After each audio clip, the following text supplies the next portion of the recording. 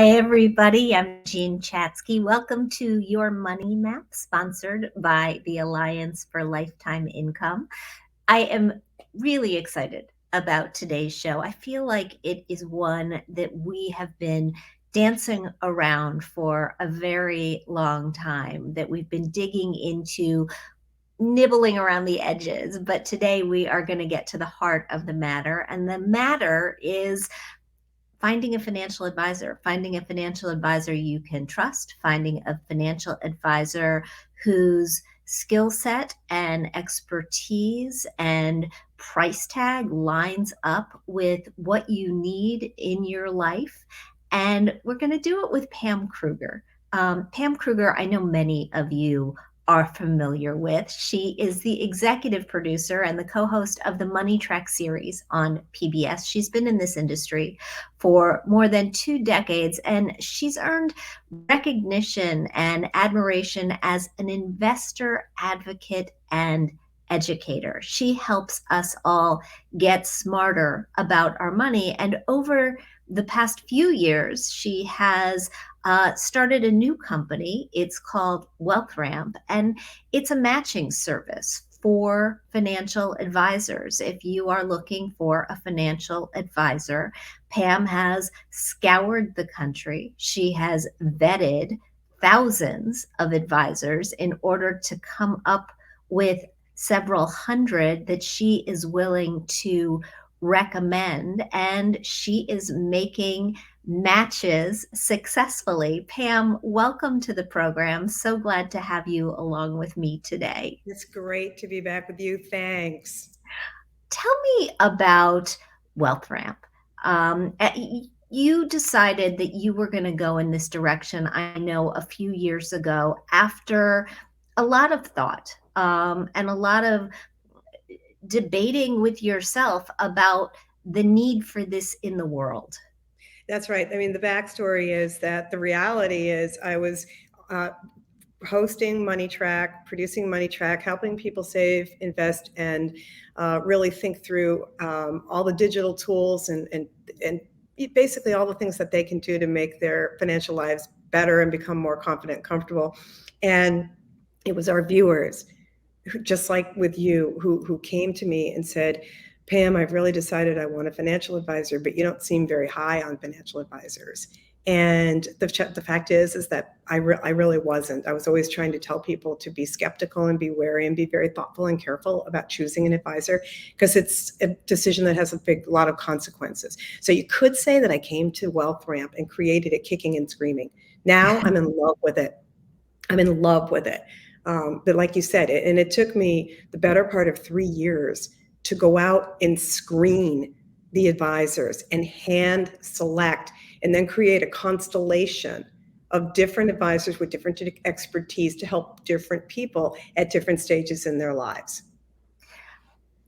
I know that when I go out and give a talk, and this happened to me just yesterday. I'm out in the on the West Coast. I'm actually in Tacoma, Washington. Every time I give a talk, I can count on getting asked 3 questions. One about long-term care insurance, one about raising children who are smart about money, and one about how do you find a financial advisor that you can trust. How did you hone your process? And before you answer the question, let me just remind everybody who's watching on Facebook, watching on LinkedIn, this is your show. This is your conversation. And this episode, more than any others, my guess is you've got questions. This woman has answers. So type them in the chat. I will bring them into the conversation. Let us know where you are in the country, where you are in the world, where you're watching from. We would love to have your participation. All right. So Pam, when you get asked that question, how do you find a financial advisor who works for you? Where do you begin? Well, first of all, just to take a step back in how, when people say, when I always tell people, I vet rigorously, and people, the automatic response is like, what does that really mean? But the reality is that when you think about, advisors who are out there who are independent, and you don't know who they are each individually, right? Because the industry tends to paint advisors with one brush. It almost makes you feel like just go to an advisor, as though that advisor is one persona. And at the same time, going out and finding advisors and vetting them means going out into the woods where all the trees look the same. They Mm. look identical. And you have to go up to every single tree, and, like, look at the bark and analyze. And that's why it takes so long. And that's why very few people really want to do it or can do it. But I've been in the industry since I was 24 years old, and I know what I'm looking for. So what I am thinking about as an individual who's going and looking for an advisor, and what I want, at the end of the day, we all want the same thing. I do, you do, we all do. Peace of mind. Yeah. We want to know that we can collaborate with someone who, A, we can certainly trust and rely on, but have conversations with, that make us comfortable, that we have a plan, and that we actually have a strategy that we can stick to. Because at the end of the day, sticking to a good strategy that's dynamic is where it's at. That's what succeeds. And to get there, not everybody feels they need an advisor, because they don't. There's a lot of digital tools online, a lot of practically free things that people can tap into. But there's a lot more people, I've learned, who do want help. At some point in their life, they want to tap into and collaborate with an advisor. So you teed up a whole bunch of what I would call proof points in that last paragraph, and let's unpack them a little bit. First of all, who does and who doesn't need an advisor, and is there any sort of an in between there? I think I somehow have earned the reputation of becoming the engineer's advisor, because I get so many people who come to me who have been in the category of what I will say are do-it-yourselfers, okay? That you know who you are. These are the people who like spreadsheets and enjoy the process of, financial planning and looking at the investments and all the analysis and all the detail. And my brother is a perfect example of that engineer. He was the guy who, I don't need an advisor and I never will. And you know what? He didn't, and he never did. But along that continuum, away from do it yourself, here's what happens. Even the people who have been doing it themselves for years sometimes arrive at a point where life has become more layered and more complex. You're married. Maybe it's a Mhm. second marriage. You've got kids. Guess what? You have a spouse or a partner who matters, and their voice and their concerns need to be factored in. So while you might be the spreadsheet person and the do-it-yourselfer, you may have a spouse, or you may be the spouse or the partner who says, no, I don't want to do it ourselves. I want fresh eyes. I want to know that we're collaborating and not drinking our own Kool-Aid. So verification is really the first point. It's sometimes something will happen in somebody's life, and there'll be an event. Something happens, and it will make Well, you really need help. right now, I think the economy and the market represent that event, right? I mean, right now, for many people, we've got inflation like we haven't seen in 40 years. We've got interest rates that are going up faster than we expected. We've got incredible volatility in the market. And I think even some do it yourselfers are feeling like, oh, do I need a second opinion Yeah. at this point? Right. Yep. That it's a catalyst. I mean, sometimes things that happen that are outside our control. Clearly, economic and business cycles are outside our control. The stock market's ups and downs are outside our control.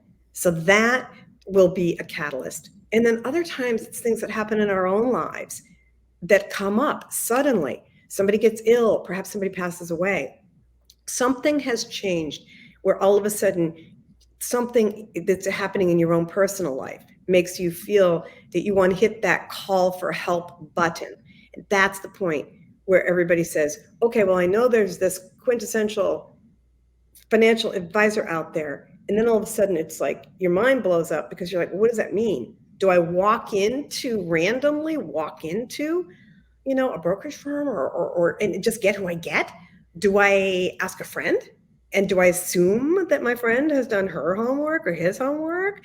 Or do I go online and go into one of those scary lead generation websites where you put your number in and they immediately turn around and your phone starts ringing off the hook with unwanted solicitations? These are not very good choices for 2022. You know, Right. we could do better. So let's talk about how we do better, whether we are using a service like WealthRamp to connect us with an advisor or whether we're doing our own homework.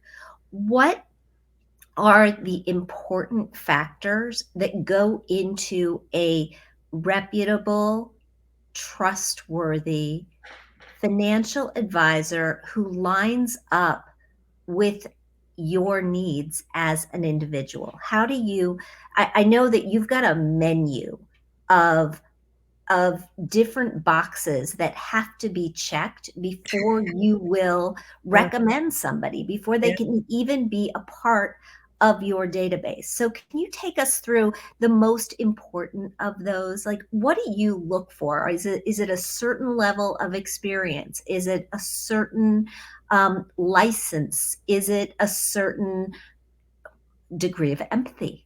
Yes, yes, and yes. You can say I'm a jerk about advisors. You can say that because I am putting my name and I'm being accountable for being a gatekeeper. So teaching people how to fish and teaching people what to look for is my joy. So it starts with the top level of veneer. I want to look at the background checks. Look, they're public. Everybody can see them. They're SEC records and brokers. Just go to brokercheck.com, pop in the advisor's name or the broker's name. If you're talking about a brokerage firm, or even if you're not, it'll pull up the background records of all the independent and brokerage firm advisors across the country, of which, by the way, there's like 500,000. So we're talking about a huge number. Your first skimming is you want to look and make sure that you're reading their background records. And what are you looking for there? What am I looking for? I'm looking for taking a yellow highlighter and looking for any disclosures, which means these are complaints. I want to see where this person has been. How long have they been employed there? Do they job hop? If so, are there good reasons? I want to get the backstory of this person's history. I want to see how long they've been in business. How long should they have been in business? Well, for me, Jean, I'm not going to have even a financial planner involved in my network unless they've been established for at least 5 years. Even as a planner, the more complex and the more wealth management, and investment portfolio management expertise comes in, they need to have longer, they need deep experience. They need to have been established. And once I look at those background records, that's going to tell me if they're really truly what's known as a fiduciary, which is just a fancy way of saying that they are legally held to a standard that requires them to put your best financial interest ahead of their own. So it rules out a lot of advisors who can't put that in writing. So now we've just screened out a lot of advisors, but that's only the beginning of the vetting. Now you want to look at the firm. You want to look at credentials matter. Credentials do matter. Education does matter. But some credentials matter a lot more than others. They're not all equally weighted. You can have an advisor who has an alphabet soup Yes. behind the name, and you keep going and going and going. At the end of the day, the credentials, 7 out of 8 of them are meaningless almost. So which ones do you look for? Which Well, ones as a do you find base, the most meaningful? yeah, as a baseline for me, I want to see that they are CFP, which is Certified Financial Planner, or that they have the body of work that exceeds that baseline. So you could have a CPA or what's called a Chartered Financial Analyst, which is a CFA, which that body of work and the rigor that goes into studying for those exams is so much greater than the CFP that you don't need to have the CFP because you've already done 10 levels of CFP. It's So so true. I can look at these credentials and tell you this one matters, this one doesn't.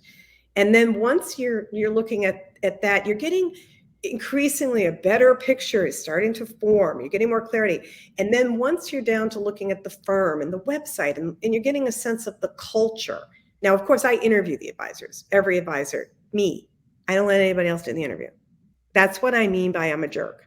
I'm a gatekeeper. I think jerk and gatekeeper are not synonymous. I think Well, I'm a no, I bad. think this is your business, right? This is what you have decided is Yeah. your mission, and for you to be this gatekeeper is providing a really important service. So I don't agree that it makes you a jerk. Thanks. I just think that, I kind of say that tongue in cheek as though I'm a toughie. I'm a toughie because at the end of the day, I just want people to feel so comfortable that they've got the right advisor. So carrying on with the kinds of questions to ask, you want to know that the advisor has clients that are like you.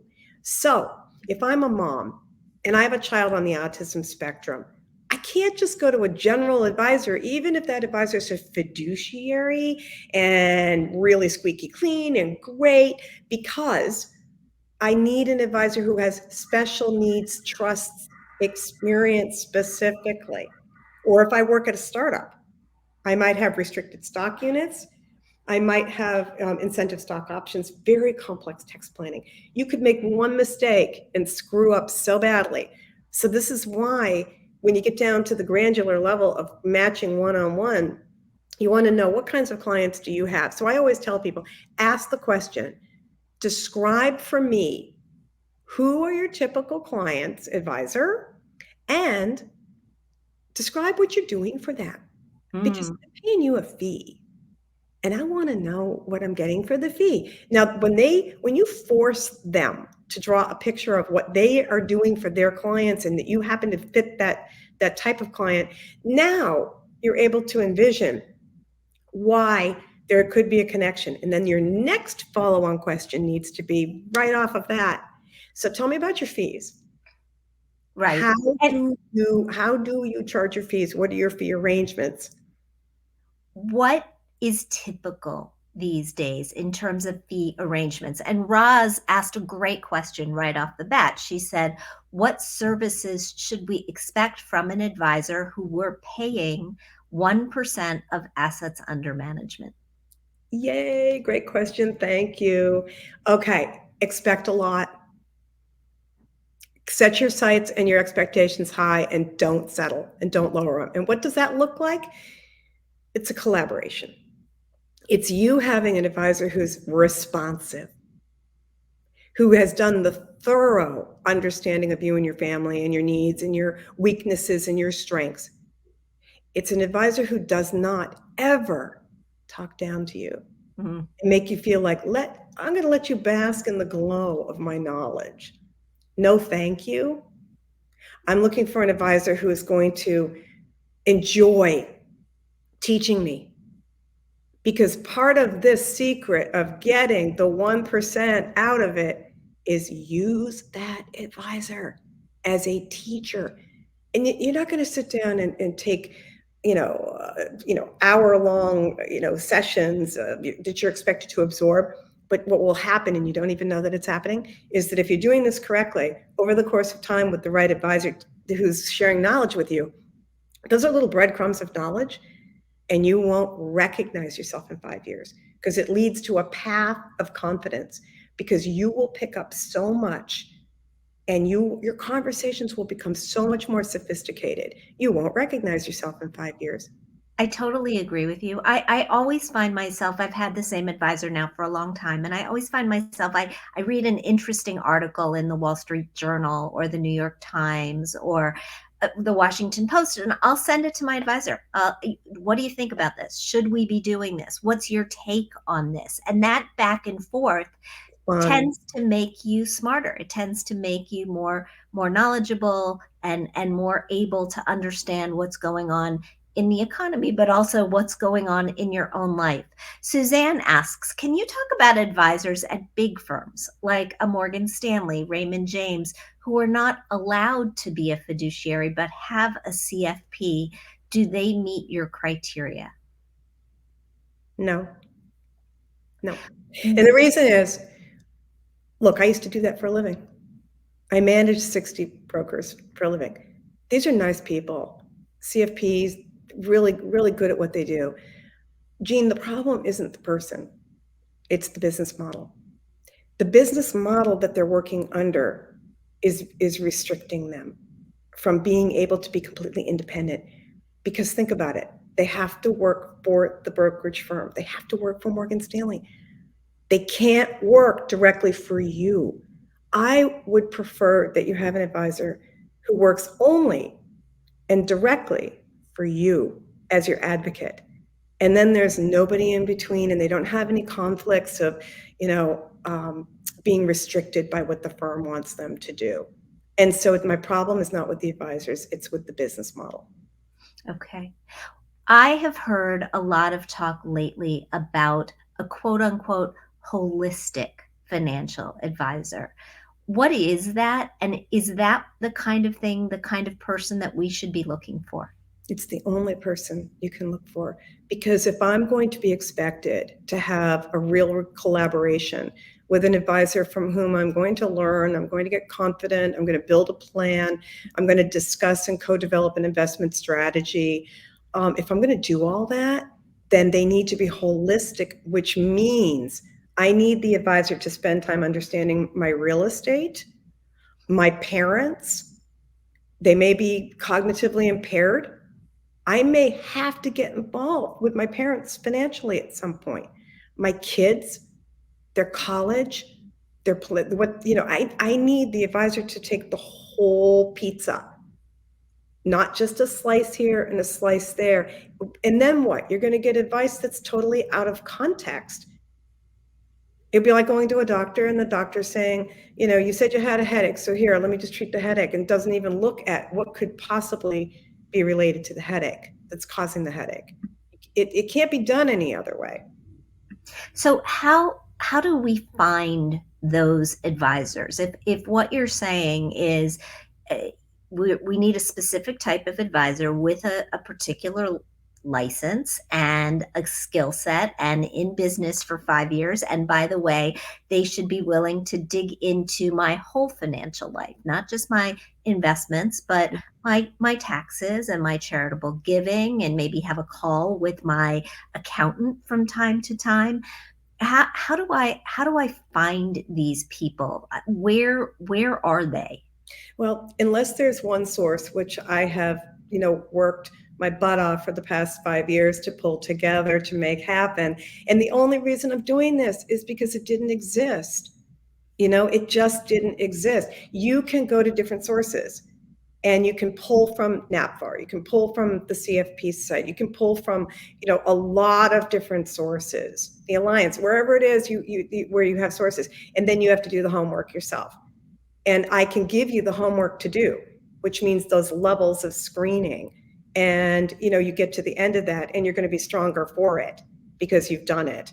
But the, you know, Wealth Ramp is the network where it doesn't matter where you are in life and where you are with your money. You can come to me and you can know that, number one, it's private. I am not going to allow any advisors to see the information when people come to Wealth Ramp. I'm not going to share it. They don't have access to it because I don't share it with them, let alone sell it. It's totally up to you to come in and be able to see the advisors, research them, and go from there. So I'm just one resource, but in terms of pulling together this kind of advisor network, I mean, this is why I did it, because it didn't exist. Thomas says, I want someone I can pay a fee to look at my overall financial situation and make recommendations without them trying to sell me something or turn my money over to them. We started down this road, Pam, of a conversation about fees, about what's normal. He's asking, what is a ballpark flat rate or hourly rate if I do find a person like that? Okay, so two things. If it's a one-off situation, which I do really strongly recommend if you're early in your career and your life is super simple and you don't have a lot of complication, a one-off is like great. It's like a checkup. Mm-hmm. And for that, you're going to pay an hourly rate. So that could be anywhere from, depending on how deep they go, that could be something that you just pay a few $100s for and you walk out the door. But here's what I don't like about that. If you are feeling like you want an advisor relationship, like a collaboration, and you're looking for ongoing, and you don't want your money managed, and you don't want to pay an assets under management fee, you don't have to.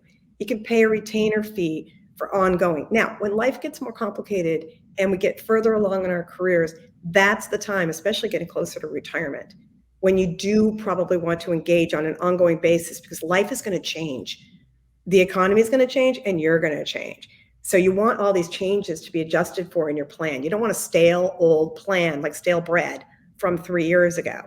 Then you're going to look at it and it's going to be wrong. So the price that you pay for that kind of relationship, where your money's in your 401k and that advisor's not managing your money, is still, all roads lead to the same number. It's still going to equate to about 1%. It could be less, because if your situation isn't complicated, it should be less than that. So if you're talking about a $500,000 portfolio, but I don't want you to manage my money, advisor, that's just how much money I have in my 401k saved. I want financial planning ongoing, probably somewhere between, could be anywhere between 2,500 to 7,500 a year. And guess what? It all comes down to one formula, no matter how they charge: time and complexity. Now, that's for advisors who charge fees. These are not commission advisors. They don't sell a damn things, and they're not going to have any reason to sell you anything, because they're not selling anything. With the hourly fee, with that simpler model that you talked about a couple of minutes ago, where somebody does just go in for a checkup, what's the range on hourly fees that you're seeing these days? And what can I expect at that sort of a checkup? I mean, I know if I go to my doctor for a physical, I'm going to get an EKG, I'm going to get my blood pressure, they're going to make me step on the scale even though I don't want to, they're going to give me a flu shot, right? I know what to expect. What do I expect at this meeting? Yeah, what you should expect is you should have like a good, you should not feel rushed, like, oh my God, I'm on the clock, I don't want to talk too much. There's a good hour or two that the advisor's just going to want to talk and get to know you. And then the advisor's going to ask you, I do want to have access to look at everything. They want to look at what you're paying in fees for your investments. They want to look at your 401k. They want to look under the hood. So they want to look at everything and assess everything, just like a physical. And then put your clothes back on. Okay, sit down. And then it's a talk through about, okay, you said you were thinking about buying a piece of real estate next year. Now, your cash flow over here doesn't align with that until 2025, and here's why. And so those are the kinds of questions you're looking to get answered in that session. So that session, depending upon the depth, the breadth, the time, and the complexity. I mean, it could range from anything, just a few $100s, but it could also be, $1,500 if it's truly, like, what if it involves estate planning? Right. So it just depends. So think of it as time and complexity, but think of it as roughly equated on an ongoing basis to that 1%, even if they're not managing the money, that it still comes out to about 1%. Rachel writes that she's seen some people get frustrated that they don't meet the advisor's minimum for investing, but they still need help. Any suggestions? Yeah, huge pet peeve of mine, which is why, when I'm aligning and I'm creating a match, when you come into Wealth Ramp and I have you flow through the questions, that's one of the questions, because I want to help you avoid awkward conversations. There's nothing more awkward than meeting an advisor and you're kind of like, I really like this advisor. And then, yeah, and I've got 350,000. Oh, I'm sorry. And the reason they do that isn't because they're trying to be snotty, at least the advisors in my network. They want to limit the number of clients, and they want to be able to spend time with each client. So that's why it's important to ask that question right up front. If you're not going through me and you didn't get matched, because you're not going to get matched to an advisor who doesn't work with people at that level, because that's part of the matching. But if you're out on your own looking at advisors, that's one of the first questions you want to ask. And is there a way to target advisors if you're looking on your own who don't have such high minimums? You just have to look at each one. Okay. And you know what? They're changing all the time too. I mean, for me, it's like a moving target. I'll have advisors that have a minimum client assets of 250,000, and then a year from now, that's changed. And they might One have of moved over and changed it. Once you find an advisor and once you have a relationship that's ongoing, we all have to deal with the hurdles that come our way. And one of the biggest hurdles is longevity. The fact that longevity is a really, Yeah. if not, it's probably the biggest risk for any retiree. And we have gotten, with the help of our advisors, pretty good at accumulating assets, at focusing on the saving and growing the money part. But when it comes to making the money last, that is a challenge that I don't think we've quite cleared the hurdle yet. The Alliance, we talk a lot about annuities on this show as one of the tools that you can use to make your money last. When you're looking for advisors, some of them sell annuities, some of them don't sell annuities. How do you know if you are finding yourself an advisor who's good on the topic of guaranteed lifetime income, and how important is that? That is the topic. Guaranteed lifetime income is the topic, and longevity is the biggest risk to our retirement. It's not the stock market. It's living too long. So with that said, every advisor in my network that's part of my vetting, Jean, they're all experts in retirement, guaranteed retirement income. They're all experts in annuities. They're not going to say, I do or I do not. They don't sell annuities because they don't get commission. But that doesn't mean that they're not going to advise you and say, this is a tool, this is an annuity. It's just a tool. For you, it's a tool that could work. Here's how I evaluate that. And I would rather get an evaluation from an advisor who doesn't sell than the person who's selling. So the advisors can give you, they have to be experts in insurance. They have to be experts in guaranteed income and annuities.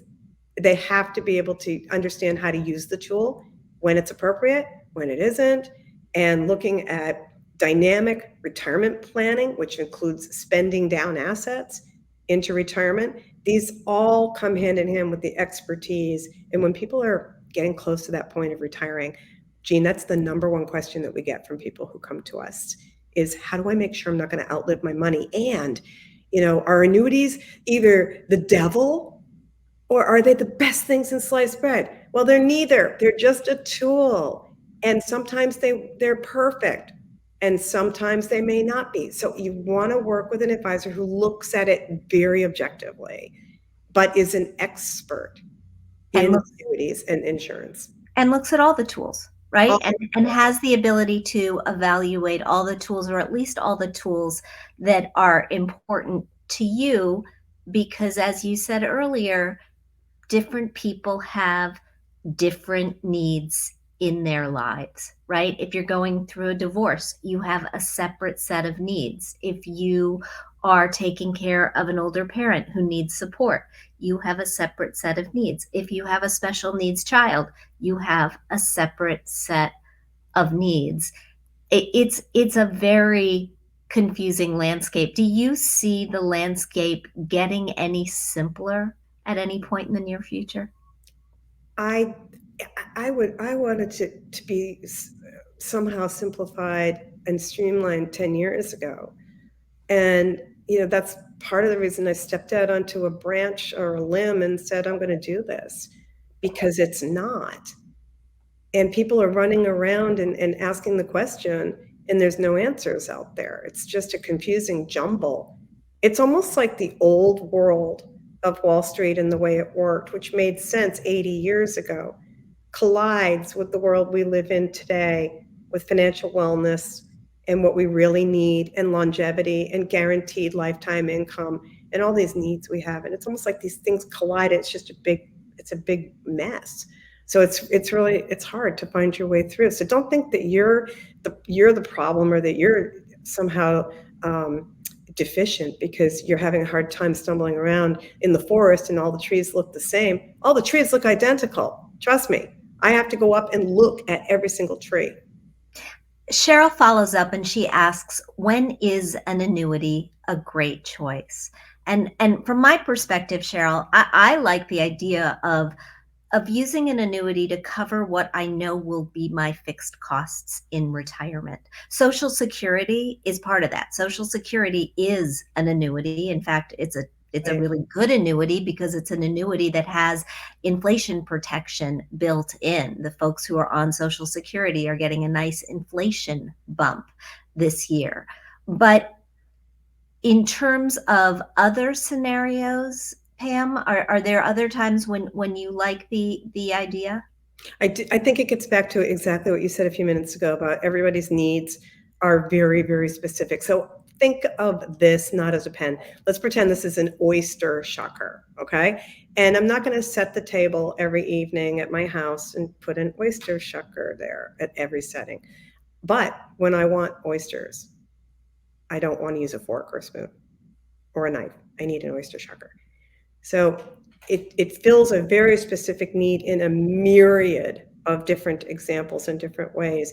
And people who don't have pensions anymore, which most of us don't, it can be a great way to, an annuity can be a tool that can be a great way, to create that retirement income security that you're craving. Is it the answer to everything, or is it the only thing you should do? It's all about the right combination of, Yeah. of different tools that you're using to really tune your situation. And the more you really understand that, and the more you work with an advisor who understands you holistically, the more you're going to gain. The only thing that matters, and the only reason we're having this conversation today for any of us, is that peace of mind and confidence that, hey, you know what? I have a plan and I actually have confidence in it.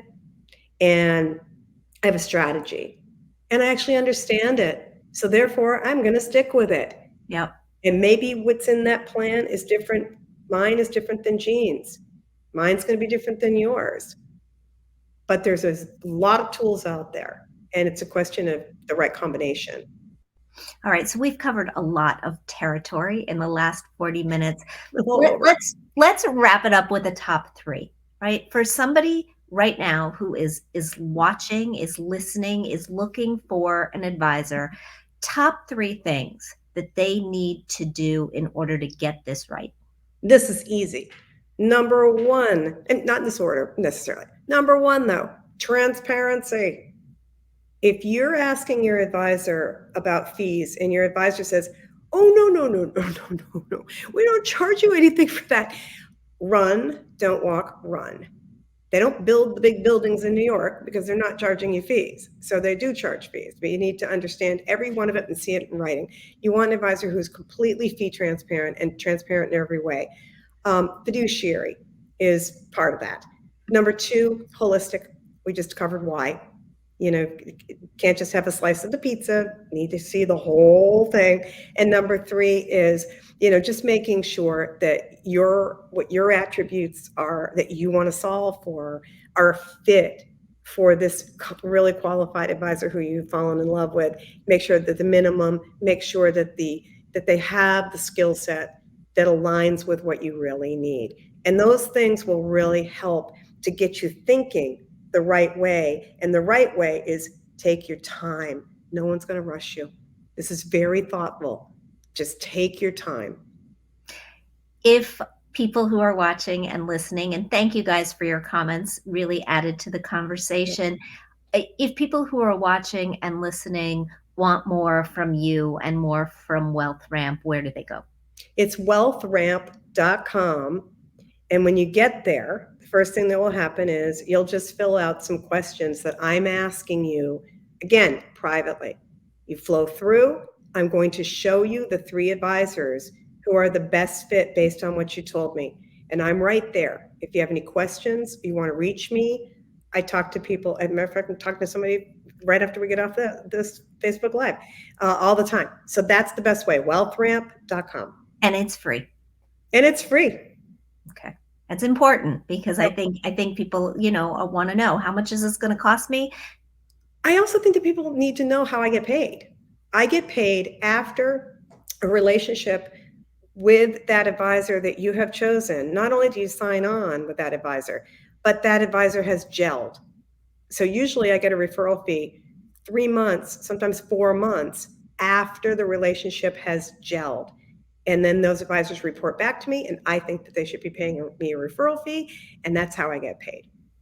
Fantastic. And if you're looking for more information from the Alliance, specifically on this show, you can get it at our website. It's protectedincome.org/the right financial professional. And there are dashes, hyphens in between each word. So it's the right financial professional and I might be mixing up the syntax of hyphens and dashes, but we're going to put it up on your screen so that you get it right. Pam, thank you so much. Always a pleasure to talk to you, to see you. This is what you're creating, and what you've created is really amazing. So congratulations. Yeah, thank you. Thanks, Jean. All right. Bye, everybody. We'll see you next time. Bye.